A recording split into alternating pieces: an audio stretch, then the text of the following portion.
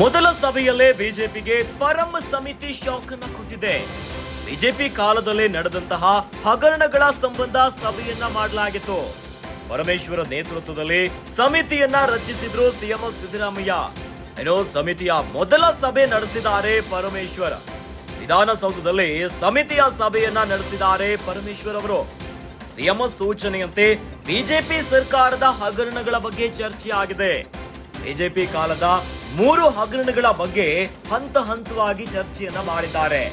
ಇನ್ನು ಹಗರಣಗಳ ತನಿಖೆಯನ್ನ ಚುರುಕುಗೊಳಿಸಲು ಸರ್ಕಾರ ಈಗ ಕ್ರಮಕ್ಕೆ ಮುಂದಾಗ್ತಾ ಇದೆ. ತನಿಖೆಯನ್ನ ಚುರುಕುಗೊಳಿಸಲು ಇಲಾಖಾವಾರು ಪರಿಶೀಲನೆಗೆ ಮುಂದಾಗಿದ್ದಾರೆ.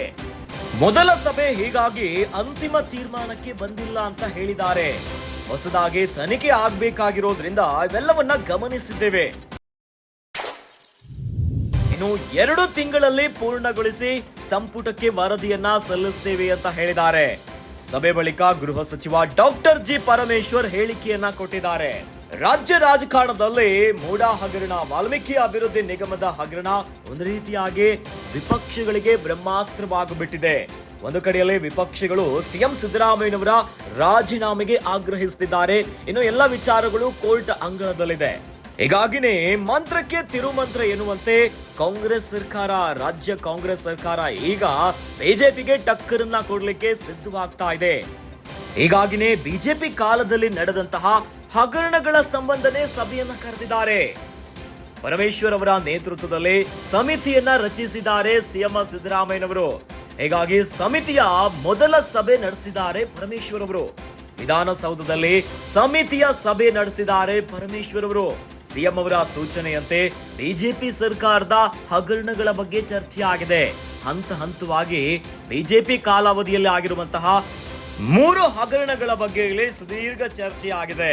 ಹೀಗಾಗಿನೇ ಹಗರಣದ ತನಿಖೆಯನ್ನ ಚುರುಕು ಮಾಡಲಿಕ್ಕೆ ಏನೇನು ಮಾಡಬೇಕು, ಸರ್ಕಾರ ಯಾವ ರೀತಿಯಾಗಿ ಕ್ರಮ ಕೈಗೊಳ್ಳಬೇಕು ಎನ್ನುವುದು ವಿಚಾರಕ್ಕೆ ಸಂಬಂಧಪಟ್ಟಂತೆ ಇಲ್ಲಿ ಸಭೆಯಲ್ಲಿ ತೀರ್ಮಾನಗಳನ್ನ ಮಾಡ್ತಿದ್ದಾರೆ. ಹೀಗಾಗಿನೇ ಇಲಾಖಾವಾರು ಪರಿಶೀಲನೆಗೆ ಮುಂದಾಗಿದ್ದಾರೆ. ಮೊದಲ ಸಭೆ ಹೀಗಾಗಿ ಅಂತಿಮ ತೀರ್ಮಾನಕ್ಕೆ ಬಂದಿಲ್ಲ ಅಂತ ಹೇಳಿಕೆ ಕೊಟ್ಟಿದ್ದಾರೆ. ಹೊಸದಾಗಿ ತನಿಖೆ ಆಗ್ಬೇಕಾಗಿರೋದ್ರಿಂದ ಇವೆಲ್ಲವನ್ನ ಗಮನಿಸಿದ್ದೇವೆ. ಇನ್ನು 2 ತಿಂಗಳಲ್ಲಿ ಪೂರ್ಣಗೊಳಿಸಿ ಸಂಪುಟಕ್ಕೆ ವರದಿಯನ್ನ ಸಲ್ಲಿಸುತ್ತೇವೆ ಅಂತ ಮೊದಲ ಸಭೆಯ ಬಳಿಕ ಗೃಹ ಸಚಿವ ಡಾಕ್ಟರ್ ಜಿ ಪರಮೇಶ್ವರ್ ಹೇಳಿಕೆಯನ್ನ ಕೊಟ್ಟಿದ್ದಾರೆ.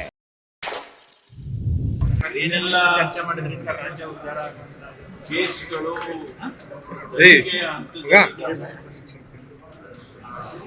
ಎಲ್ಲವನ್ನು ಕೂಡ ರಿವ್ಯೂ ಮಾಡೋದಕ್ಕೆ ಮತ್ತು ಸ್ಪೀಡಪ್ ಮಾಡೋದಕ್ಕೆ ಅವರಿಗೆ ಸೂಚನೆಗಳನ್ನು ಕೊಡೋದಕ್ಕೆ ನಮಗೆ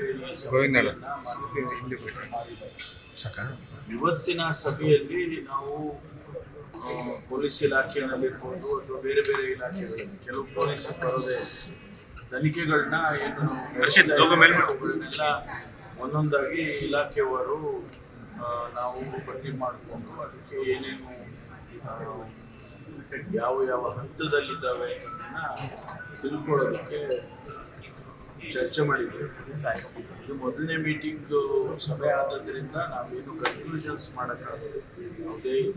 ಯಾವುದೇ ತನಿಖೆಯನ್ನ ಕನ್ಕ್ಲೂಡ್ ಆಗಿದೆ ಅಥವಾ ಚಾರ್ಜ್ ಶೀಟ್ ಆಗಿದೆ ಅಥವಾ ಅದರ ಸ್ಟೇಟಸ್ ಏನಿದೆ ಅದನ್ನೆಲ್ಲವನ್ನು ಕೂಡ ಮೊದಲನೇ ಸಭೆ ಆದದ್ರಿಂದ ಏನು ಕೂಡ ಮಾಡೋಕ್ಕಾಗಿಲ್ಲ.